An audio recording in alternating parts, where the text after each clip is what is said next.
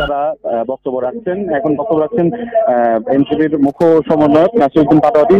তিনি যেটা বলছেন, তার যে বক্তব্যের যে বিষয়টি উঠে এসেছে যে বর্তমান কমিশনকে তারা আসলে বিএনপির কমিশন বলে দাবি করছেন এবং নির্বাচন কমিশন যে ভবনটি সেটিকে তারা বিএনপি কার্যালয় হিসেবে আখ্যাতি করছেন এবং তারা বলছেন যে এই নির্বাচন কমিশন পুনর্গঠন না হলে তারা বাংলাদেশে আগামীতে নির্বাচন হতে দেবেন না এবং পরবর্তীতে নির্বাচন কমিশন পুনর্গঠনের পরে তারা জাতীয় নির্বাচন আগে টেস্ট কেস হিসেবে স্থানীয় সরকার নির্বাচন দেওয়ার কথা বলছেন এবং তাদের যে দাবির প্রেক্ষিতে সকাল থেকেই কিন্তু আমরা দেখছি যে নেতাকর্মীরা এই এনসিপির নেতাকর্মীরা এখানে মিছিল করছে, বিক্ষোভ করছেন।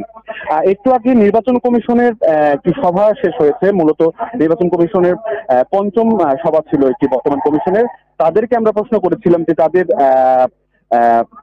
তাদের বিষয়ে অনাস্থা জানিয়েছে এনসিপি।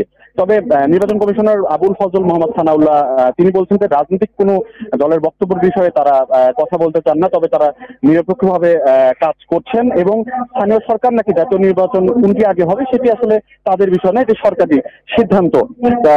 এখন পর্যন্ত এই বিক্ষোভ সমাবেশে চলছে। তারা তিনি বলছেন যে নির্বাচন কমিশন পুনর্গঠন না হওয়া পর্যন্ত তারা এই আন্দোলনটি কর্মসূচিগুলো চালাতে থাকবেন। এখন এটি এই কর্মসূচিটি আসলে কখন না কবে নাগাদ কখন শেষ হবে বা তাদের যে দলের আরো সিনিয়র নেতৃবৃন্দ আসবেন কিনা সেটি আসলে পরে বলা আছে এবং দলীয় বক্তব্য হয়তো বা আরেকটু পরে আমরা স্পষ্ট হতে পারবো। এই ঈদে জামা জুতো অ্যাক্সেসরিজের ডিসকাউন্ট